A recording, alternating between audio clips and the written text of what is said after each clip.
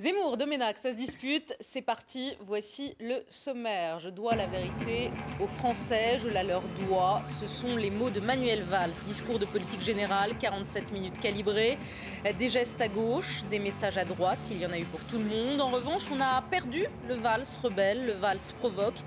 Il a fait place à un Premier ministre consensuel. Est-ce que c'est la fonction qui fait ça? Manuel Valls a-t-il réussi son grand oral? Vous répondrez. Le discours et puis l'équipe. Le gouvernement est au complet, 30 membres en tout avec 14 secrétaires d'État. Parmi eux, Harlem Désir, exfiltré du Parti Socialiste parce que pas à la hauteur, il hérite des affaires européennes, un placard doré, une offense à l'Europe, dit la droite. Le cas Harlem Désir, est-ce la première faute de Manuel Valls ou est-ce un faux procès? Et puis c'était le grand ménage de printemps cette semaine, remaniement du gouvernement, de l'Élysée, du PS. Ceux qui accusaient François Hollande de ne pas savoir trancher ont vu un homme dont, cette fois, la main n'a pas tremblé. Contraint et forcé, François Hollande s'est-il lui-même aussi remanié? Vous répondrez.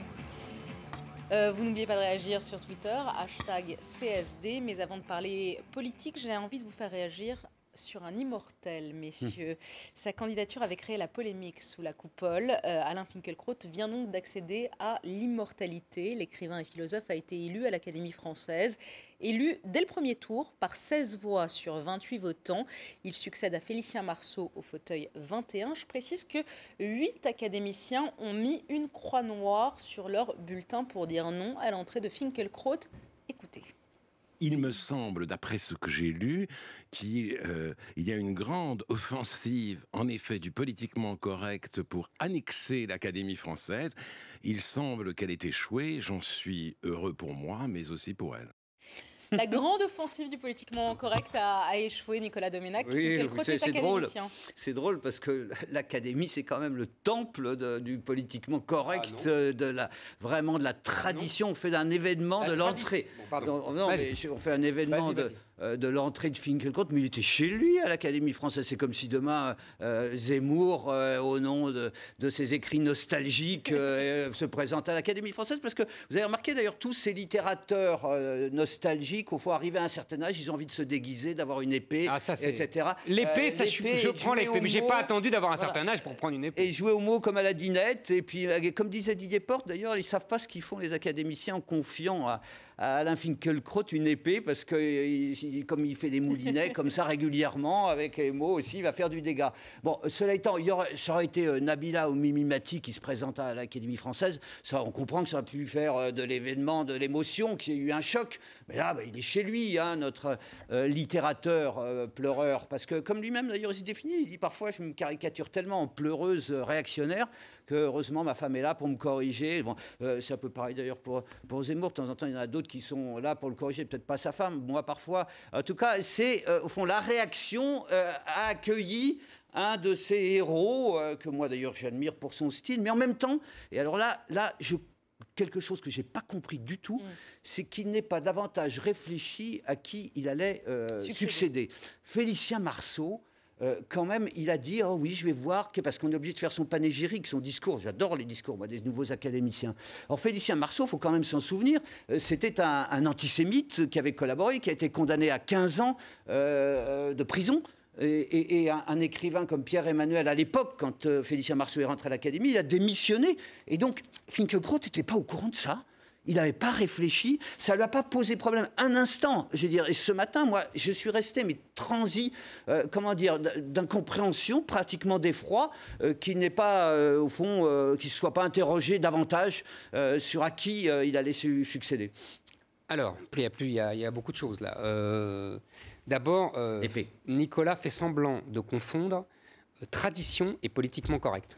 Or, le politiquement correct est le contraire de la tradition. Non, mais c'est peut-être pas semblant, je fais exprès. C'est pour ça que j'ai compris. Le politiquement correct, c'est l'héritage de la subversion 68arde, née dans les universités américaines, féministes, multiculturalistes, défenseurs de toutes les minorités, contre la tradition, justement, des nations, du patriarcat, etc. Donc, quand Nicolas dit le politiquement correct est chez lui à l'Académie, c'est une une bêtise. Non, pardon. C'est Non, faux. je peux pas laisser La passer. tradition. Non, est tu as raison historiquement, sauf qu'il y a un nouveau politiquement correct. Non, qui le représente, qui est l'anti-politiquement correct. Alors attendez, on peut peut-être changer. Attendez, on peut peut-être changer. Non, exactement ça. Non, les mots ont un sens. C'est vous. Les mots ont un sens. Non. Les mots n'évoluent pas. Ça t'embête. On peut peut-être remplacer politiquement correct par bien-pensance. Non. Est-ce que la bien-pensance a changé Non, c'est faux. Voilà. Non. C'est faux, Mais c'est trop facile. Ils ont perdu la bataille de l'opinion, donc ils essayent de nous embrouiller avec les mots. On vous embrouille pas, on constate. Vous êtes devenu majoritaire à l'Académie comme ailleurs. Dans le peuple, oui, et à l'Académie, oui, mais pas sur les médias, mais pas c'est vous, ici, la pensée et commune. Pas dans les mots. Voilà. Tu n'auras pas ce jeu-là. Tu ne joueras pas ça. Mais si. Le politiquement correct, c'est toi. Oh, Le political, ça vient de politically correct. Mais non, mais et c'est dépassé, ça remonte aux années d'il y a... Ça remonte à il y a 10 ans, ça. Non, ça monte même à 40 ans. Mais c'est fini. Mais pas du tout. Alors moi, j'ai dit peut-être que le politiquement correct, c'est Nicolas Domenac. La bien-pensance aujourd'hui, c'est vous. Mais non, la bien-pensance, c'est lui. Mais... Je veux bien la majorité dans le pays. Ça oui, je le veux bien. Vous êtes la nouvelle Tous les morale sondages. commune. Si tu veux. Voilà, si tu veux. Parle de morale commune. Le fond. Bon, le fond. Finkielkraut. Bon, ça, c'est une première chose. Parce que c'est très important. Deuxièmement, oui, c'est très important. Vous n'êtes pas des révolutionnaires. Si, justement, c'est nous les révolutionnaires. La révolution, elle est conservatrice au début. Aujourd'hui, elle est réactionnaire. Bon. Finkielkraut. Oui, c'est la même chose. C'est la même chose. Finkielkraut, c'est aussi un agent de cette révolution conservatrice, réactionnaire, que j'appelle de mes voeux et qui est en marche, que ça plaise ou non à Domenech. Allez, deuxième extrait d'Alain Finkielkraut. Ils détestent leur époque, tous ces gens-là. Oui, absolument. Je déteste mon époque. Absolument d'accord. Vous comprenez rien. Je déteste mon époque. Oui. Eh oui, mais c'est ça qui est terrible. J'ai le droit, excuse-moi, je ne vais pas être envoyé au goulag. Tout à fait. Heureusement pas. Mais tout juste. Bien, deuxième extrait d'Alain Finkielkraut, je vais vous faire réagir, puis après on va parler de politique si vous le voulez bien. Mais on va quand même, je voulais vous faire réagir sur cette petite phrase d'Alain Finkielkraut. Pourquoi faire porter le délitement de notre société, la décomposition de l'esprit français sur l'immigration ou la confrontation avec l'islam? Vous savez qu'on vous fait le reproche. On me fait ce reproche, mais ce n'est pas ce que je dis. L'enseignement n'a eu besoin de personne, sinon d'une idéologie délirante pour courir au désastre. La perte du contact entre la langue et la littérature n'est pas imputable à l'immigration. Donc je pense simplement qu'aujourd'hui, il y a en effet une crise de l'intégration. En témoigne par exemple la situation d'une ville comme Villers-Cotterêts. Tout le monde s'inquiète de voir que cette ville est passée au Front National, mais il faut savoir que la maison du maître de Cole a été vendue par la mairie, elle est devenue une mosquée, que le restaurant Savoyard est devenu un kebab et que la boucherie est devenue halal. Allez, ce sont des situations un tout petit peu inquiétantes. Zemmour sort de ce corps. Exactement, je me l'avais enlevé là. Hein? Oui, ça fait des années que je dis ça. Oui. Des années. Mais ça veut pas dire pour autant que ça résume, Nicolas, comme il le fait abusivement, dire les crises françaises. Il y a plusieurs crises et qu'il faut se limite pas mais il ne l'a à pas. ce qu'il décrit. Alors, excuse-moi, je ne de veux manière pas. conformiste, parce qu'il y a un conformisme de l'anticonformisme. C'est ce que je voulais dire tout à l'heure. Vous êtes en plein dedans. Ça, tu peux le dire. Vous êtes en plein mais dedans. ça, moi j'admets que tu peux le dire. Mais ne parle pas de politiquement correct. C'est tout ce que je te disais. Parce qu'il y a les mots ont un sens historique. Mais je veux dire, il pourrait parler de Villers-Cotterêts comme il le fait en disant oui, mais il y a le chômage, il y a un problème social terrible aussi, hein, qui est vrai. Je veux dire, résumer tout ça Nicolas, et parler de l'écroulement de l'éducation. Il est le meilleur exemple du succès de l'école de la République comme toi. Je veux dire, vous avez... Mais elle a 50 ans, cette école-là. Elle existe toujours. Elle est morte. Elle n'est pas morte. Elle est morte, non, tu le sais très bien. Mais non. Deux choses. Très vite, en plus. Parce qu'évidemment, j'aurais pu dire exactement la même chose. C'est évident que tous les maux de la France ne viennent pas de l'immigration. C'est une évidence. Quand il dit, mais je l'ai toujours dit, quand il dit l'école s'est effondrée, ça n'a rien à voir avec l'immigration, évidemment, c'est les méthodes pédagogistes qui l'ont fait effondrer. Sauf, ça c'est simple, quand on dit le chômage de masse, je n'ai jamais dit que c'était l'immigration qui l'avait causé. Je parle de libre-échange, je parle de l'euro, etc. Bon. Maintenant, l'immigration pose un problème spécifique. Le problème spécifique double. D'abord, elle aggrave toutes les tares françaises depuis 40 ans. Par exemple, l'école. Évidemment, dans les écoles où il y a une majorité d'immigrés, le niveau s'effondre encore plus. Voilà.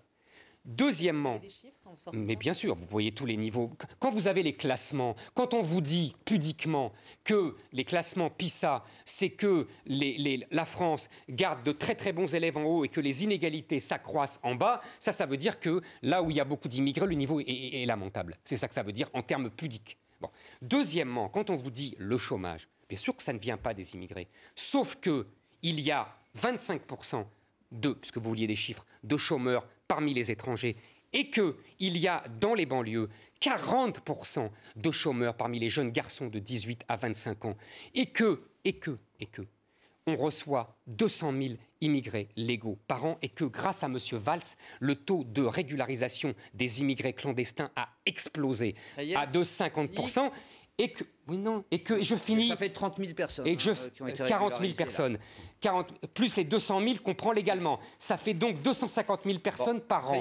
Non, j'ai pas fini. Et quand on dit... Et quand on dit... On a l'impression que et quand je finis simplement, quand il dit Villers-Cotterêts, la boucherie halal, l'école vendue, etc., donc ça s'appelle, il y a un mot qui a été trouvé par Renaud Camus, ça s'appelle le grand remplacement. Moi, je peux vous dire, dans tous les endroits où j'ai grandi, voilà, j'ai grandi à Drancy, j'ai grandi à Montreuil, j'ai grandi à Stein, j'ai grandi dans le 18e arrondissement de Paris. Dans tous les endroits où j'ai grandi, le grand remplacement a opéré. On est en plein dans le fantasme. Non, excuse-moi, dans tous les endroits où j'ai grandi, je ne dis pas toute la France. Ça faisait au moins 3 mois que vous aviez passé Renaud Camus et le grand remplacement. Mais parce que là, c'est la phrase de... C'est le truc c'est pas du tout un fantasme. C'est pas du tout un fantasme. C'est une réalité qui gagne. Qui exploite d'ailleurs une crise identitaire qui est évidente, mais résumée de cette façon-là, je veux dire, on voit très bien arriver des hordes d'immigrés là, qui au fond, 200 000, 200 à 250 000 par an qui nous remplacent. Par rapport à quelle Dans population. tous les endroits où j'ai grandi, ils nous ont remplacés. La meilleure réponse d'ailleurs au fond, c'est que c'est Finkielkraut lui-même, qui est encore une fois montre que l'intégration produit des miracles. Il a 65 ans et c'est un juif d'origine polonaise. Il en est tant d'autres de cette France. Tout ça, Nicolas. Qui à toutes ces époques a réussi à intégrer et à faire de ces éléments extérieurs une force, que ce soit dans sa culture, dans son économie, dans ses arts. Mais oui, mais c'est la réalité. Ce qui n'empêche pas qu'il pose des problèmes. Mais quand tu parles, que tu mélanges tout, dire d'abord ton constat de désastre de l'éducation nationale, c'est d'un simplisme. Il y a des endroits où l'éducation nationale fonctionne. Il y en a où ça ne fonctionne pas. Mais réduire tout ce que fait l'éducation nationale à cette expression simpliste, mais démago total, d'effondrement. Est-ce que tu as lu ce matin, ce matin Le Figaro, il y a une page d'un rapport des renseignements généraux. Tous les jours. Voilà, des renseignements généraux. Et tu vois exactement sur les gens qui viennent, les filles qui viennent en voile à l'école, des masses, les garçons qui s'habillent en camis. Toutes les périodes historiques, il y a des problèmes d'intégration. Ah oui, bien évidemment. Des problèmes d'intégration. S'il vous plaît. Ce sera une autre émission. Déjà, on a consacré beaucoup à. Vous avez mis l'extrait de Finkielkraut. On parle de Finkielkraut et de ce qu'il dit.